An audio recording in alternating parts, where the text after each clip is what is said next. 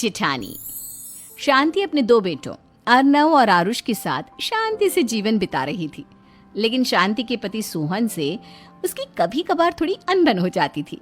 एक दिन शांति रोज की तरह सुबह का खाना बना रही थी, तभी दरवाजे की घंटी बजी। घंटी की आवाज सुनकर वो दरवाजे की ओर जाते हुए कहती है, अरे आती हूँ, कौन है, सब्र करो। शांति दरवाजा खोलती है तो देखती है कि उसके जेठ मोहनदास सामने खड़े होते हैं।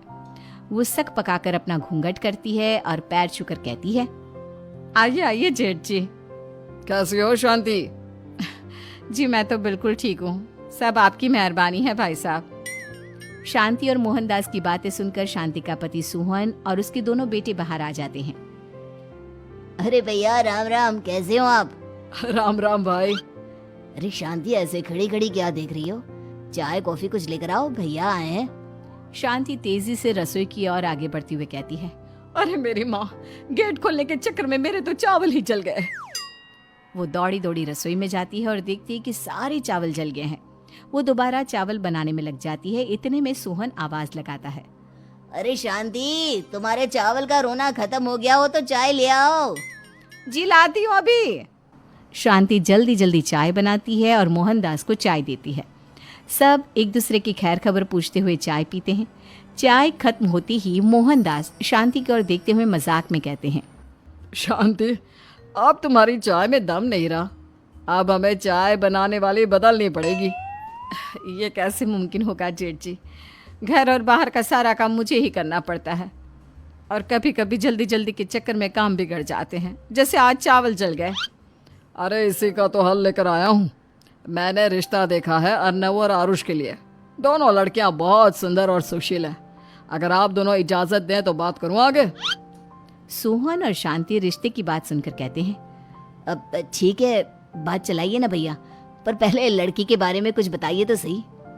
हाँ हाँ भाई साहब, लड़की कैसी है, परिवार कैसा है, कहाँ के रहने वाले हैं?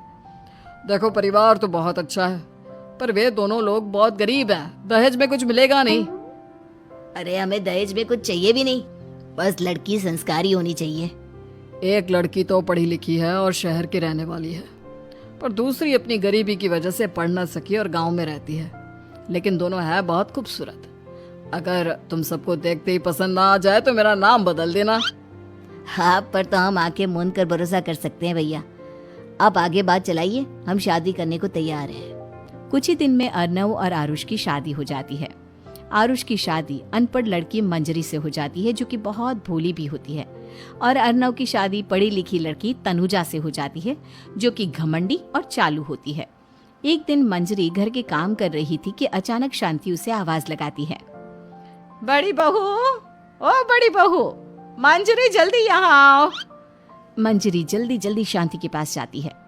बेटा मेरे पैर दबा दे, बहुत दर्द हो रहा है। जी माँ जी, बस बर्तन धोकर आती हूँ। अरे बैठ यहाँ, मेरे पैर में बहुत तेज दर्द हो रहा है, बर्तन छोटी बहू धो लेगी। मंजरी शांति के पैर दबाने लगती है तो शांति तनुजा को आवाज लगाती है, छोटी बहू, ओ छोटी बहू। तनुजा थोड़ी देर से आराम से चलकर आती है। जी माँ जी, आपने बुलाया मुझे? आपको कोई काम था क्या? तू कुछ काम कर रही है या? शांति की बात काटते हुए तनुजा बोलती है, कुछ नहीं माँ, फोन पर अपने घर पर बात कर रही थी। अरे बाद में बात करियो अपने घर वालों से, पहले जाके बर्तन धो ले। तनुजा मुंह बनाते हुए अपनी जिठानी की ओर देखती है और मन ही मन कहती है, ये महारानी वहाँ बैठी है, ये नहीं कि बर्तन धो ले। मैंने इतनी पढ़ाई बर्तन धोने के लिए की थी क्या? तनुजा दांत पीसकर वहां से चली जाती है। अगले दिन सब दफ्तर चले जाते हैं, तभी डाकिया चिट्ठी लाता है। शांति चिट्ठी लेकर मंजरी से कहती है, बड़ी बहू, जरा छोटी बहू को बुलाना, एक चिट्ठी आई है। मेरी तो आंखें कमजोर है तो मुझसे पढ़ा नहीं जाएगा। मंजरी तनुजा के पास जाकर कहती है, तनुजा, तुम्हें माँ जी बुला रही हैं। मुझ पर हुक्म मत चलाओ, काम बताओ काम।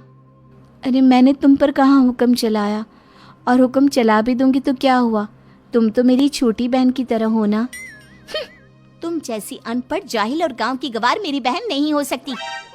बेचारी मंजरी तनुजा की बात सुनकर अपना सा मुंह लेकर रह गई।